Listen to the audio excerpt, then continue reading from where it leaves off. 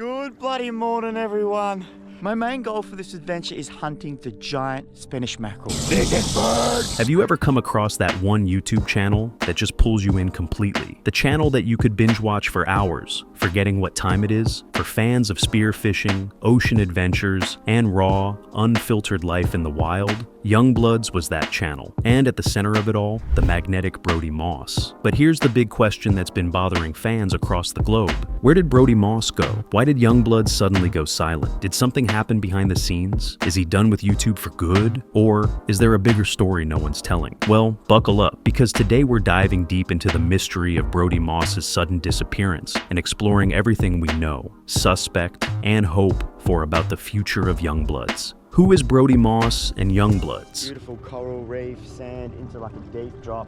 We're going to cruise along. One of the best ways to find... To truly understand the shock of Brody's disappearance, we have to start from the very beginning, by understanding what Youngbloods is and why it became a YouTube phenomenon in the first place. YBS Youngbloods is not your average outdoor content channel. It's a lifestyle movement, a portal into a different world, where nature reigns supreme, the ocean provides both danger and serenity, and everyday life is a raw adventure. It was started by Brody Moss, an Australian content creator with an eye for beauty and a heart full of wanderlust. But he's not doing it alone. What makes Youngbloods even more special is the tight-knit crew behind the scenes, a circle of close friends and family who live life on the edge of land and sea with him. Together, they're more than just creators. They're a tribe, a chosen family, a crew that lives and breathes the wild. Their home base? The remote sun-soaked coastline near Exmouth in Western Australia, a place as stunning as it is unforgiving. That rugged region, stretching all the way up to Broome, forms the backdrop for nearly every Youngbloods video. You've probably seen them launching boats at sunrise, disappearing into coral-studded waters, chasing massive game fish, or free diving with apex predators, all in the name of adventure.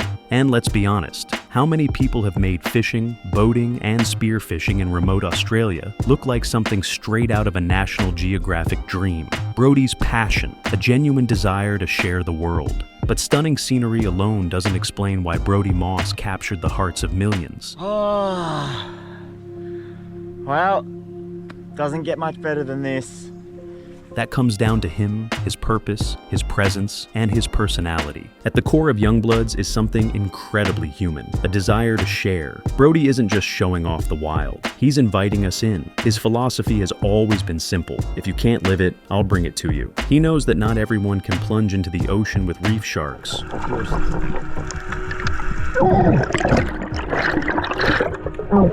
or stand barefoot on untouched islands at sunset, or catch their own dinner off the back of a tiny boat. So, instead of keeping those experiences for himself, he shares them, like stories around a campfire. This raw openness is what built an incredibly loyal fan base. These aren't just viewers, they're supporters. People who genuinely care about Brody, celebrate his highs, and stand by him through the lows. When you watch a Youngbloods video, it doesn't feel like an audience and a creator. It feels like friends catching up after a long week. What makes Youngbloods so entertaining? So let's break it down. What makes Youngbloods so dangerously binge-worthy? Of course there's the energy and the views, but it goes way deeper than that. We're talking heart-stopping underwater cinematography, drone footage capturing the sun, spilling golden light across the sea, raw moments where Brody laughs at his own mistakes, close calls with marine life that would make even seasoned divers flinch. And let's not forget the slow-mo shots of massive spearfishing catches that leave jaws on the floor. And somehow, through all the adrenaline, the vibe stays calm, wholesome, and happy. There's no forced drama, no over-the-top edits. It's just real life, lived with passion and shared without filter. 1 second, you're watching a turtle glide past a coral reef.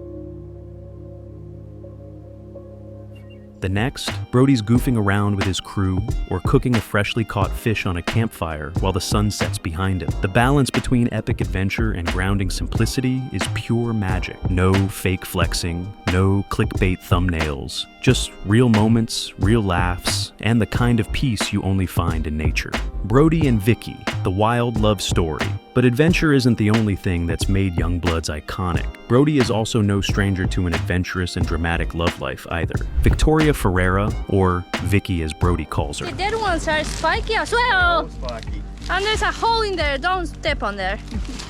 is a bright-eyed traveler from Argentina who ended up in Australia during the global pandemic. Talk about fate doing its thing. She and her girlfriends were backpacking across Australia when COVID lockdowns hit, stranding them in place. By sheer coincidence or cosmic destiny, they became Brodie's neighbors. And as fate would have it, Brodie found out about these new neighbors through a casual tip from a friend. Soon, Vicki appeared on his channel, and fans instantly fell in love. Their chemistry was undeniable. It wasn't just romantic, it was natural, goofy, respectful, and refreshing. Watching them was like watching two best friends explore the world together. But, as life often does, the plot twisted. In a somber video titled Our Last Adventure Together, Deep Sea Fishing with Vicki, Brodie dropped a bombshell. Vicki had to leave. That was it. That was mine and Vicki's last adventures together. I was hoping she was going to be here for the cook part, but unfortunately time just flew by, and her and her girlfriends packed up all their stuff and continued their journey. Whether due to visa issues, timing, or personal decisions, their paths were parting. Fans were devastated. Reddit threads lit up with heartbreak. Speculation ran wild. Was it really the end? And then, just like that, they pulled a fast one. In a video titled, I Went to See Her Exploring Amazing Islands with Vicki, episode 260, Brodie literally flew out to find her. The fans were ecstatic. Good morning, everyone. See those trees down there? They're not even moving. There is no wind at all outside, and that's what I'm here for. So and the couple seemed to be glowing.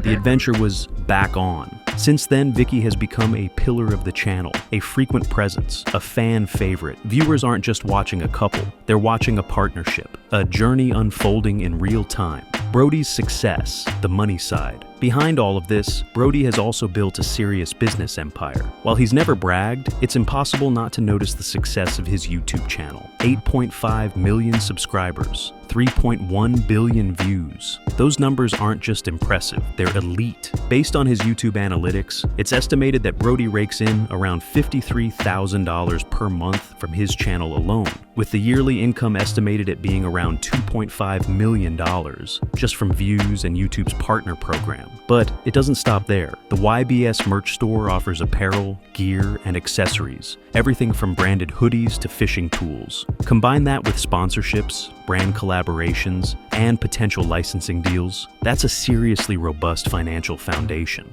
The hiatus. Where is Brodie?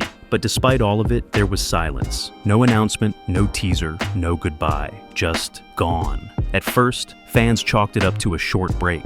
Maybe Brodie needed time to recharge. Maybe he was working on a big project. But the weeks stretched into months. Comments started flooding in. Is everything okay? Where's the next video? Did he quit? 6 months later, there's still no upload. The loyal community that once tuned in weekly is now left refreshing his page in desperation. So, what really happened? Fan theories, speculations, and jokes. Some Redditors speculate that Youngbloods might be headed to television. A media blackout would make sense if Brodie signed with a major production company. Could we be looking at a Discovery Channel or Netflix collab?